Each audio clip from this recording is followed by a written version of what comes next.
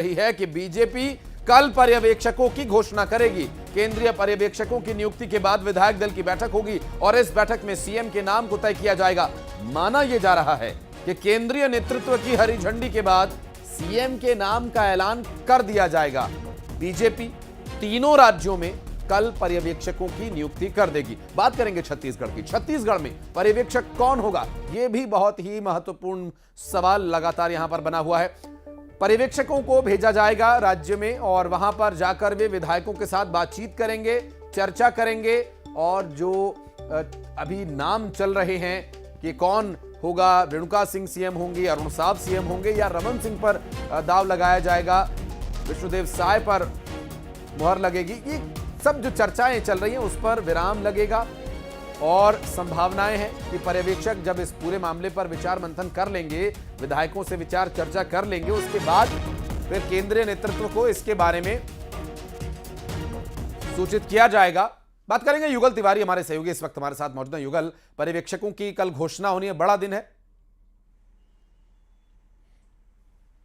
ये बिल्कुल देखिए, जिस तरह से बीजेपी को बड़ी जीत छत्तीसगढ़ में मिली है और उसके बाद अब छत्तीसगढ़ में सीएम कौन होगा, इसकी सुगबुगाहट पार्टी स्तर पर भी हो रही है, आम लोगों में भी जो चर्चा है वो उसका चर्चा का विषय बना हुआ है। चौक चौराहे से लेकर के नुक्कड़ चाय दुकानों तक की इस तरह की चर्चा हो रही है। कुछ लोग चाहते हैं कि अरुण साव जिस तरह से मेहनत किया है, लगातार अपनी ताकतें झोंकी हैं, तो अरुण साव को मुख्यमंत्री के रूप में देखना चाहते हैं। कुछ जो युवा हैं, बहुत सारे ऐसे वर्ग हैं जो ओपी चौधरी को मुख्यमंत्री के तौर पर देखना चाहते हैं। इसके साथ ही साथ अगर हम बात करें प्रशासनिक जो क्षमता है, दक्षता है, संगठन में जो पैठ है, पकड़ है, तो डॉक्टर रमन सिंह को भी मुख्यमंत्री देखना चाहते हैं। क्योंकि छत्तीसगढ़ में महिलाओं की संख्या अधिक है, आदिवासी चेहरे की लगातार बात होती रही है, मुख्यमंत्री उस वर्ग से उसकी बात होती रही है और महिला है तो इसलिए रेणुका सिंह है, गोमती साय है, इनका भी नाम अभी जोरों से चल रहा है, काफ़ी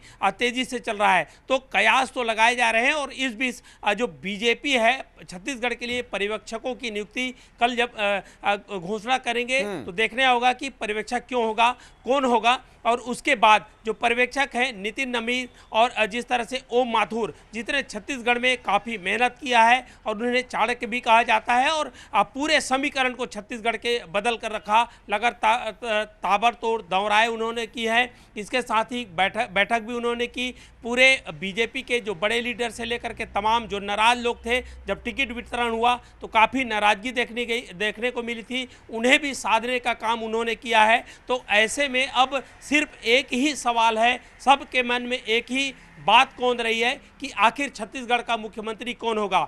बीजेपी शुरू से कहते आ रही है कि नया चेहरा होगा। आपको भी वो दिन याद आता होगा जब घोषित किए गए थे उम्मीदवार। बहुत चौंकाने वाला काम बीजेपी ने किया था। उत्तर प्रदेश का मुझे चुनाव भी याद आ रहा है, 2017 में जब चुनाव हुए थे तो जिन लोगों के नाम चर्चा में चल रहे थे उनसे बिल्कुल अलग ही कोई फैसला ले लिया गया। क्या संभावनाएं इस तरह की छत्तीसगढ़ में भी दिखाई देती है?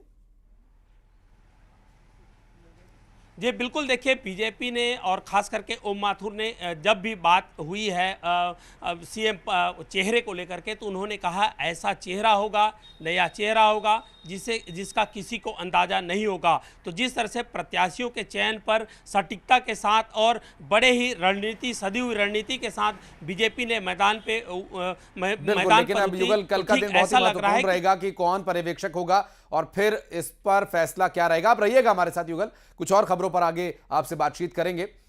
और इस बीच बढ़ते आगे, आपको बता दें अगली खबर, छत्तीसगढ़ में हार पर मंथन के लिए भूपेश बघेल दिल्ली गए हुए हैं। भूपेश बघेल समेत छत्तीसगढ़ कांग्रेस के वरिष्ठ नेता टीएस सिंहदेव, डॉक्टर चरणदास महंत, दीपक बैज कांग्रेस के अध्यक्ष मल्लिकार्जुन खड़गे के साथ बैठक में शामिल होंगे। और इस मौके पर बघेल ने कहा कि जनता ने जो जनादेश दिया है स्वीकार्य है, समीक्षा होगी और तब कहीं जाकर पता चलेगा।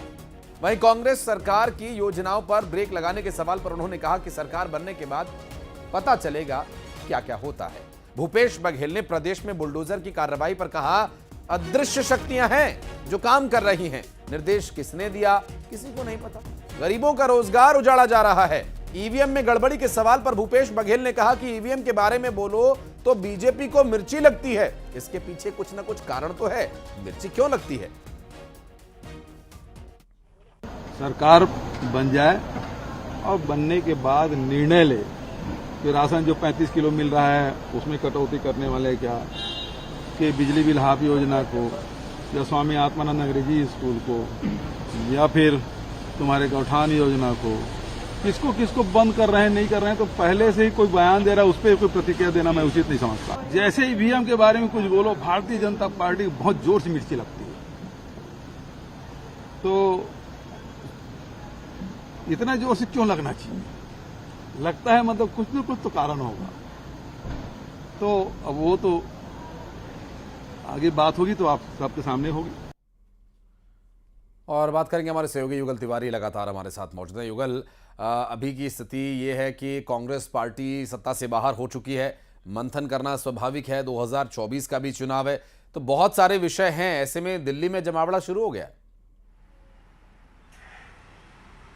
जी बिल्कुल, देखिए जिस तरह से जब भी परिणाम आते हैं उसके बाद विजयी जो जीतते हैं वो भी विचार विमर्श करते हैं और किस तरह की रणनीति थी उस पर चर्चा होती है। हार के बाद मंथन होना लाजमी भी होता है और ख़ास करके जब आप कांग्रेस विपक्ष में है, 5 साल बाद विपक्ष में बैठेगी, तो सबसे बड़ा सवाल तो यही है कि आखिर विपक्ष का नेता प्रतिपक्ष कौन होगा, कौन ऐसा लीडर है जो विधानसभा को, अपने विधायकों को जो लीड कर सकेंगे। तो अगर हम बड़े चेहरे की बात करें तो मुख्यमंत्री स्वयं भूपेश बघेल अच्छी मार्जिन के साथ वहाँ से जीते हैं। चरणदास महंत हैं जिन्होंने अपने जिले के 6 सीट को जिता करके अब खुद भी विजयी प्रत्याशी रहे हैं। और इसके अलावा कवासी लखमा है, एक आदिवासी चेहरा है और लंबे समय से वो विधायक भी रहे हैं, आबकारी मंत्री भी रहे हैं सब।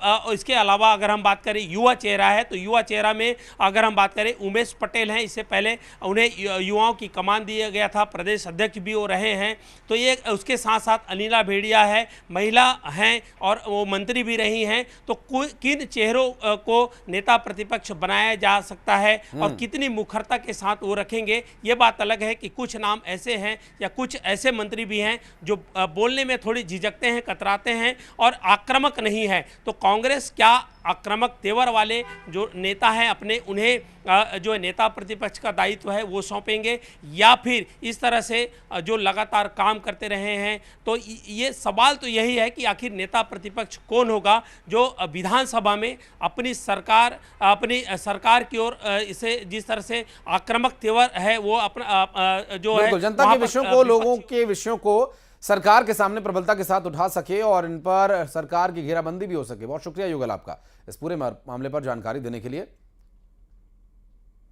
और छत्तीसगढ़ में नई सरकार बनते ही कई अधिकारियों की शामत आ सकती है। दरअसल कई अधिकारियों पर कांग्रेस के पक्ष में बायस्ड होकर काम करने का आरोप है।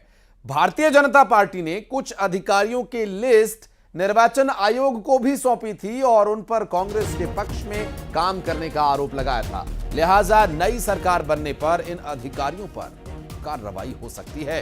अब देखना यह होगा सरकार का गठन कितने समय में होता है, मुख्यमंत्री कौन होगा और वे कौन अधिकारी हैं जिनकी लिस्ट बीजेपी के पास है।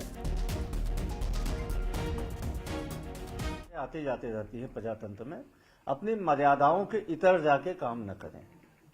ठीक है, आज भारतीय जनता पार्टी की सरकार है, यदि सरकार के तरफ से निर्देश नहीं दिए गए हैं, आप स्वयं अति स्वामी भक्ति में इस प्रकार की कार्रवाई कर रहे हैं और गरीबों के ऊपर में आप कहर बन के आ रहे हैं, तो गलत है। ठेलों पे, उनके खोमचों पे, उनके रेहड़ियों पे आप बुलडोजर चला के क्या संदेश देना चाहते हैं? यदि किसी ने गलत किया है तो इस देश में बाबा साहब के द्वारा बनाया गया संविधान है, उस संविधान के तहत, कानून के तहत कार्रवाई करिए, नोटिस दीजिए। लेकिन जबरिया आप बुलडोजर ले जाके गरीब मासूम लोगों के रोजी रोटी के साधन को यदि आप नष्ट करेंगे तो कांग्रेस विपक्ष में गई है। कांग्रेस ने हमेशा से जनता की लड़ाई लड़ी है, हम आगे भी लड़ेंगे। और कांग्रेस के वरिष्ठ नेता नंदकुमार साय ने एक बड़ा बयान दिया। नंदकुमार साय ने ईवीएम पर सवाल उठाया और कहा कि आने वाले लोकसभा चुनाव को देखते हुए कांग्रेस को ईवीएम की जांच के विषय पर अब सड़क पर उतर जाना चाहिए। उन्होंने कहा कि कांग्रेस प्रत्याशियों को बड़ा कदम उठाते हुए जीत का सर्टिफिकेट वापस दे देना चाहिए, इस्तीफा दे देना चाहिए। कांग्रेस के वरिष्ठ नेता नंदकुमार साय हमारे साथ मौजूद हैं, उनसे बात करते हैं। ये जो नतीजे निकले, इनको लेकर क्या कहेंगे आप? ये नतीजा तो आश्चर्यजनक है और समझ से भी परे है। जो रिजल्ट आया है, सामान्यतः हम बहुत सारे चुनाव को देखे हैं, उसमें एक संभावनाएं दिखती हैं, क्या होने वाला है, पब्लिक क्या कह रही है, कार्यकर्ता क्या सोच रहे हैं, ये दिखाई पड़ता है। अब जब चुनाव होता है तब रिजल्ट आता है, लगभग उस चिंतन, उस विचार, उस व्यवहार के इर्द गिर्द उसका रिजल्ट आता है। ये पहला चुनाव है जिसमें दूर दूर तक कहीं इस तरह की स्थितियां थी नहीं, और आश्चर्यजनक विषय यह है कि अलग अलग बूथों में कुछ रिजल्ट आए हैं। वो जो कुछ बीएसपी वालों का मामला है, वो पता ही नहीं, जो बोर्ड दिया वो भी कहाँ चला गया। फिर आप देख लीजिए, हमारे अपना सरगुजा संभाग में टोटल 14 सीट है, एक सीट इधर उधर नहीं हुआ, एक 14 के 14 सब मैंने बीजेपी को चले गए। ये कहीं से विश्वसनीय लगता नहीं है। इसलिए क्या मामला है, ये किस तरह का विषय है, इस पर चिंतन होना चाहिए, इस पर विचार होना चाहिए। और उसके बाद में ये जो चुनाव हुए हैं 3 राज्यों का, ये इस पर चिंतन हो कि कैसे हुआ है, इसका ये इस तरह की संभावनाएं बन सकती है क्या कि एक तरफा सारा, एक पार्टी को सारा रिजल्ट चला जाए, ये कैसे हो सकता है। मैं समझता हूं इस विषय पर बहुत गंभीर चिंतन करने की जरूरत है।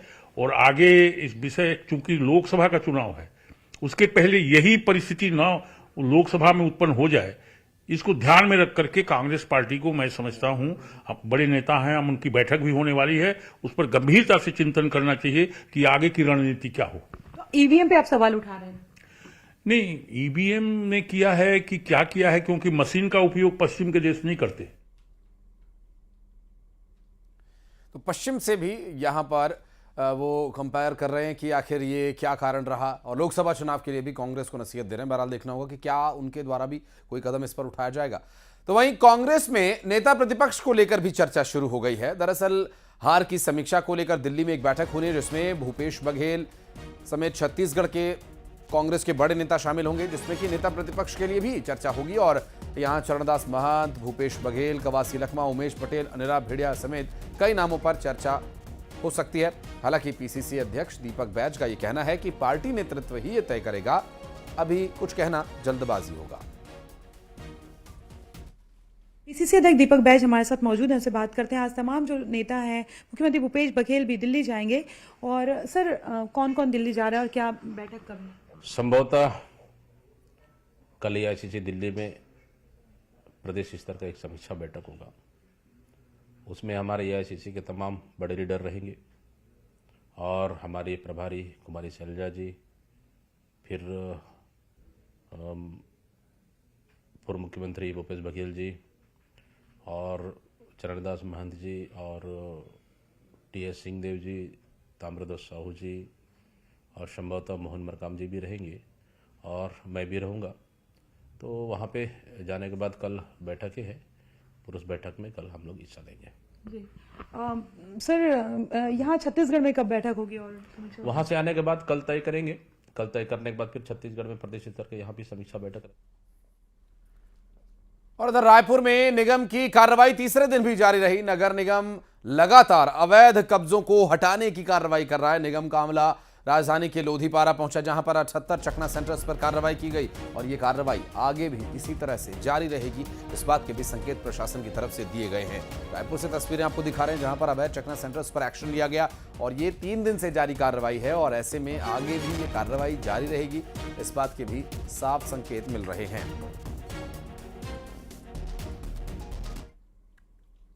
और इस बीच अवैध कब्जों पर कार्रवाई को लेकर बीजेपी नेता केदार कश्यप ने कहा कि कांग्रेस शासनकाल में अवैध कब्जाधारियों को संरक्षण मिल रहा था, असामाजिक तत्व सक्रिय हो रहे थे, शिकायत पर भी कार्रवाई नहीं हो रही थी। उन्होंने कहा कि बीजेपी सरकार में सुशासन लाया जा रहा है, जो अव्यवस्थाएं हैं उसे दुरुस्त किया जा रहा है। कि सरकार इन सब विषयों को लेकर के संरक्षण देती थी, लेकिन भारतीय जनता पार्टी की सरकार इन सब विषयों को लेकर के, भारतीय जनता पार्टी का जो एजेंडा है वो तय है कि अवैध जो तत्व हैं उनका, चाहे हमारे सरकारी संस्थानों के संदर्भ में हो, शैक्षणिक संस्थानों के संदर्भ में हो, वहाँ पर अवैध कब्जा ना हो, और किसी भी तरीके से वहाँ पर शिक्षा बाधित ना हो, या वहाँ की जो व्यवस्था है वो बाधित ना हो, इस बात की चिंता की गई, और अवैध पर हमेशा बुलडोजर चलेगा। रायपुर ही नहीं, जांजगीर चांपा में भी अवैध अतिक्रमण पर बुलडोजर चलाने की तैयारी है। नगरपालिका की टीम अवैध अतिक्रमण हटाए जाने के लिए बुलडोजर लेकर पहुंची और अतिक्रमणकारियों को कल सुबह 11 बजे तक का समय दिया गया है। जांजगीर के केरा रोड पर अवैध चकना दुकान वालों को इसे खुद से हटा लेने के निर्देश दिए गए हैं और ये अगर खुद से नहीं हटाते हैं तो फिर बुलडोजर चलेगा।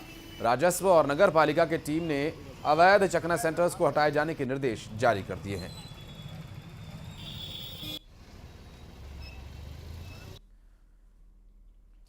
प्रदेश में सरकार बदल चुकी है और अब बीजेपी नगर निगम की सत्ता भी बदलने की कोशिश में है। धमतरी में बीजेपी पार्षद अविश्वास प्रस्ताव लाकर महापौर को हटाने की तैयारी में जुट गए हैं। नगर निगम में कांग्रेस के 21 पार्षद थे, लेकिन कांग्रेस ने एक पार्षद को पार्टी से निष्कासित कर दिया। ऐसे में कांग्रेस के पास 20 पार्षद बचे हैं, जबकि बीजेपी के पार्षदों की संख्या 19 है। अविश्वास प्रस्ताव लाने के लिए 26 पार्षदों का होना आवश्यक है। बीजेपी पार्षदों का कहना है कि नगर निगम पर भी अब उनका कब्जा होगा। हालांकि कांग्रेस पार्षदों का यह कहना है कि अविश्वास प्रस्ताव से उन्हें कोई फर्क नहीं पड़ेगा।